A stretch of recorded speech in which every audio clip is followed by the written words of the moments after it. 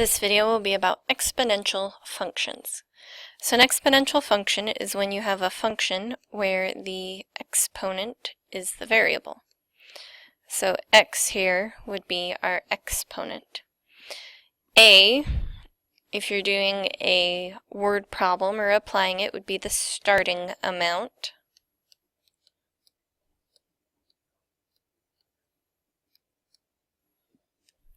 And A cannot be 0.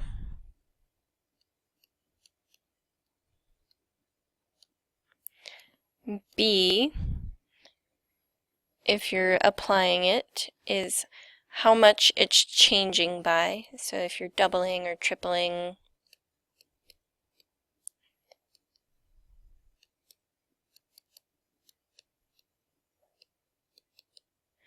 And B is greater than 0. But it cannot be 1.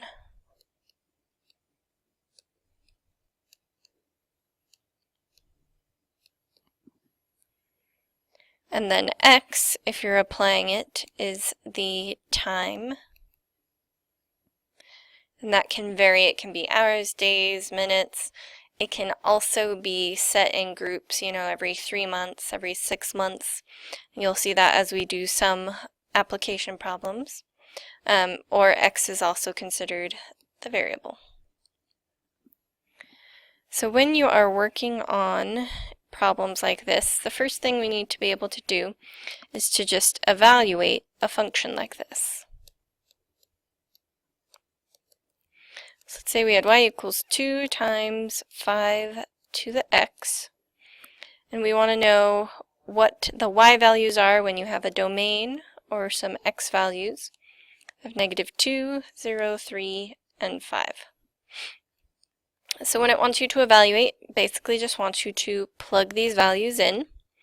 So where I see x, I'll plug in each value one at a time. So if we start with -2, when you have a negative exponent, that acts differently than a normal exponent. It's not going to make the entire number negative. What it does is it takes just the number it's attached to and flips it and makes it into a fraction. So we'd have 2 times 1 over 5 to the second. And when you do that flipping, then it changes the exponent back to positive. So now we are multiplying a fraction, so I need to make this a fraction by putting it over 1.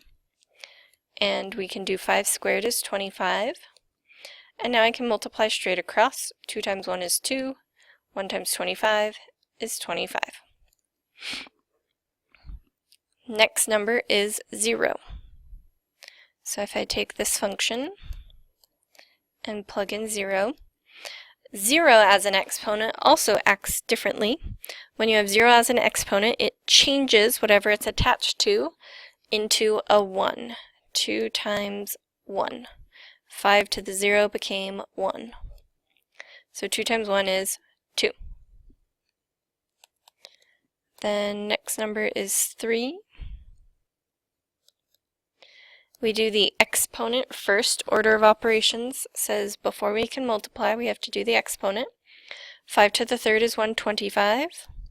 And 2 times 125 is 250. And then last number was 5. 5 to the fifth is 3,125. 2 times 3,125 is 6,250. So that's how you evaluate an exponential function. So here's some examples where we're actually applying. Suppose a population of 30 rabbits doubles in size every 3 months. How many rabbits would there be after 2 years? Now notice the time they said every 3 months. That's going to become very important. So we know with this y equals a times b to the x. A was our starting amount. So our starting amount, we started with 30 rabbits. B was said how much we're changing by. We're doubling, so B is 2. And then x is time, but it's time in terms of every 3 months. So if I put 1 here, that means 3 months has passed. If I put 2 here, that means another 3 months has passed, so 6 months has passed. So when we want to evaluate for 2 years, how many would there be after 2 years, we need to know, well, how many groups of 3 months are there in 2 years? So how many months total are there in 2 years? In 2 years, we have 12 months a year.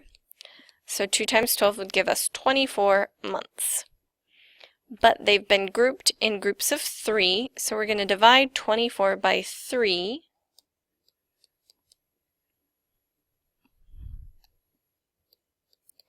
And when we divide by 3, we get 8. So when we go replace our time, we're going to replace it with an 8 because there are 8 groups of 3 months in 2 years. Once you plug it in, you just evaluate. 2 to the 8th is going to be 256, and 30 times 256 is 7,680. So another example, a scientist counts 35 bacteria present in a culture and finds the number of bacteria triples each hour. The function y equals 35 times 3 to the x models the number after x hours. Estimate when there would be 550 bacteria in the culture. For this one, we actually need the answers. This would be a multiple choice type question. So we have 1.5 hours, 2.5, 3.5, and 4.5. We are going to have to use the answers to figure out this question. So the function was y equals 35 times 3 to the x. We're going to plug in each of these times to see which one would get us to close to 550. When it says estimate, it may not be exactly 550, but it'll be pretty darn close. So we know x is time. If I plug in 1.5 for x, and I go plug this into a calculator. Remember, when you plug it in, do 3 to the 1.5 first, then times by 35 because of order of operations. If I plug it in, I get 181.865. That is not very close to 550, so it's probably not A. Now we go do the same thing with 2.5. Go plug this into a calculator, and we get 545.596. Now that's pretty darn close to 550, but just to double check and make sure, I'm going to try 3.5. Again, plug it into a calculator. We're going to get 1,636.788. Not at all close to 550. And 4.5 would only end up being even bigger, so it can't be 4.5. So our answer has to be 2.5. One last word problem example. Suppose an investment of $10,000 doubles in value every 13 years. How much is the investment worth after 52 years? After 65 years? So again, we have to set up our equation. We know A is the starting amount. We start with 10,000. B is how much we're changing by. We're doubling, so that would be 2 again. To the x. Again, we've been broken down into an amount of periods. We have every 13 years. So 13-year periods. That means after my first 13 years, I'd only put a 1 here. After 26 years, I'd put a 2. So on, so forth. So we have to figure out what number do I put in for 52 and what number do I put in for 65. Since we're breaking it into groups of 13, breaking stuff into groups is the same as division. 52 divided by 13 is 4. And then when we do 65, 65 divided by 13 is 5. Once we know these numbers, that's what we plug in for x. Y equals 10,000 times 2 to the 4th. Plugging that into a calculator, 2 to the 4th is 16, and 10,000 times 16 is $160,000. So after 52 years, we'd have $160,000. If we do the same thing with 5, so times 2 to the 5th, we'd have 10,000 times 32, which gives us $320,000 after 65 years, because again it was broken into groups of 13, so 52 years was really 4 groups of 13, 65 years was 5 groups of 13. So next in this section they're going to ask you to graph. When you graph, most of the time you're going to make a table.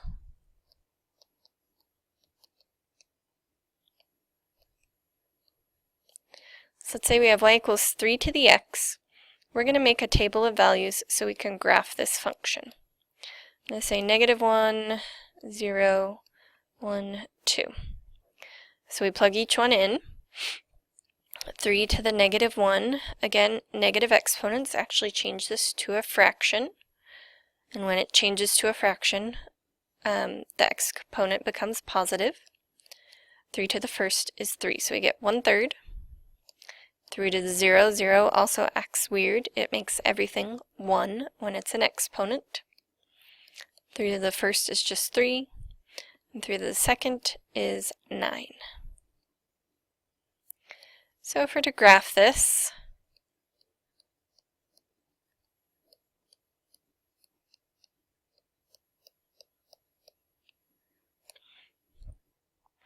-1 and 1/3. -1 and 1/3. We don't even go up all the way to 1. 0, 1, 0 means don't go left or right, but the 1 will tell us go up 1. 1, 3, go right 1, up 3. And 2, 9, right 2, and up 3, 4, 5, 6, 7, 8, 9. I'm just going to kind of estimate. And that would be a picture of our graph. Now it can flip upside down. You can have graphs that go this way. It could have started high and come low. There's a couple different options for how these graphs will look. So they can ask these graphing questions a couple of different ways. First, they can give you a table and then give you a couple of options and say which function models the table. So here's my table, and then here's my multiple choice options.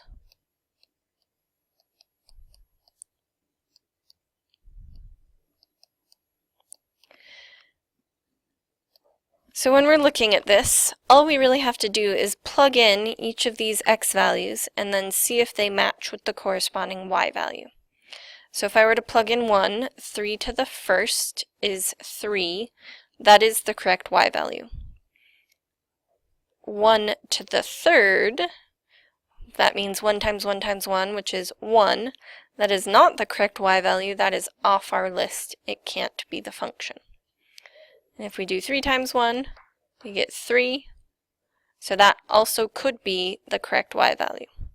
So if one of the numbers only eliminates one of the options, we just go to the next number. Let's try plugging in 2. 3 to the second is 3 times 3, which is 9. That is not the correct number. You can double check. 3 times 2 is 6. That is the correct number. So our answer is C. So on these tables, you're going to just keep plugging them into each answer and eliminate the ones that don't have the correct corresponding y value. They may also ask you to look at a picture at the graph and find the function rule that models the graph.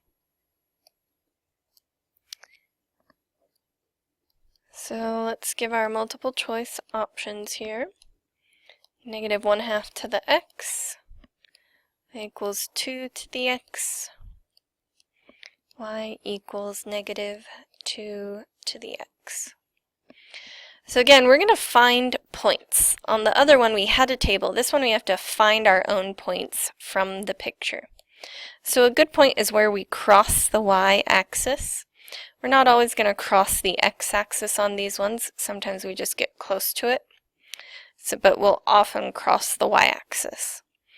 So where we cross the y-axis, that would be the coordinate 0, -1. And I'm going to do the same thing, plug in values, and see if they come out with the correct y value. So I'm going to plug in 0, -1/2 to the 0.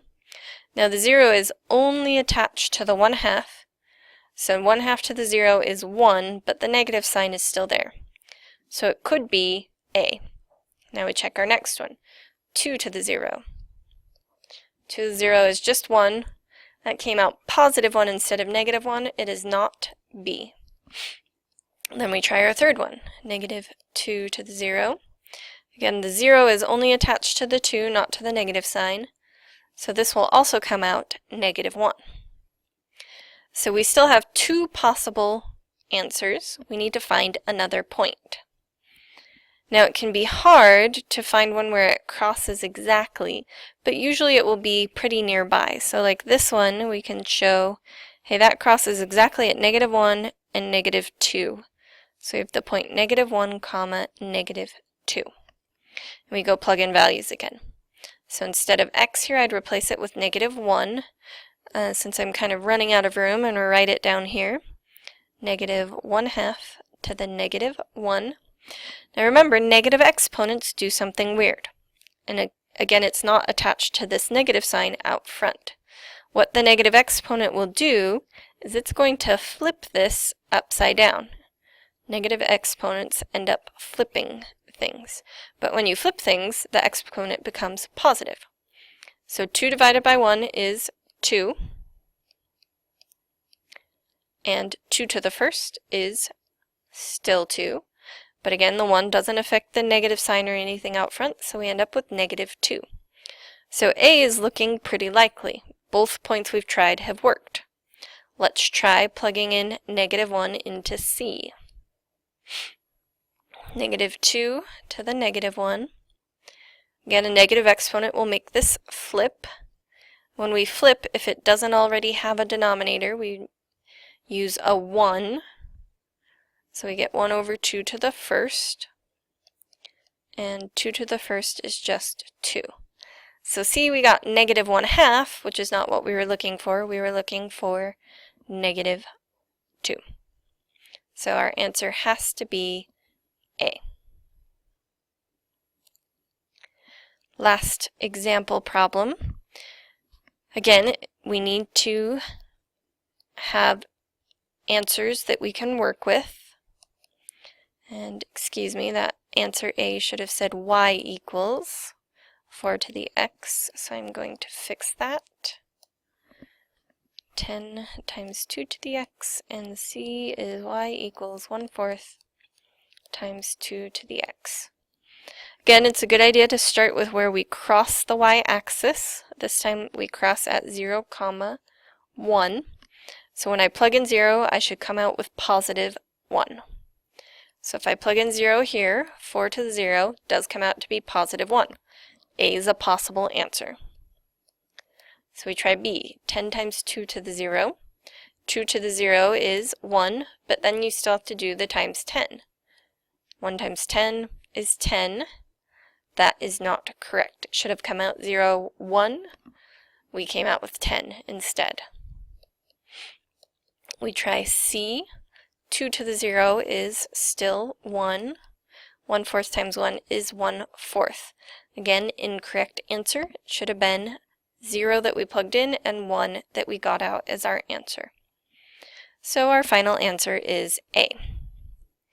With any graphing problem, you can also use a graphing calculator. You may not own one, but there's a lot of free options. The one I've found that I like the best is Desmos.com. You can either use it as an internet web page, or you can download it onto your phone. So on Desmos, you would have to enter all 3 functions and see which one matched the best. So we had y equals 4 raised to, so our AB would raise it to the x. There's our first function. Second function, y equals 10 times 2 raised to the x. And our last function, y equals 1/4. To do a fraction, you do the divide sign.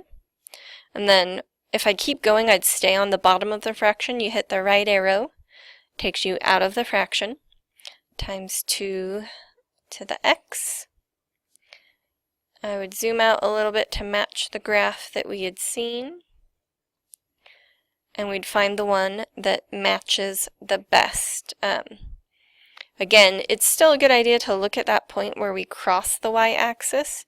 You can see the purple crosses at 0.25, green one crosses at 0.10, and the blue one crosses at 0.1. And from the graph that we had, we know that it crossed at 0.1. So that concludes our discussion on exponential functions.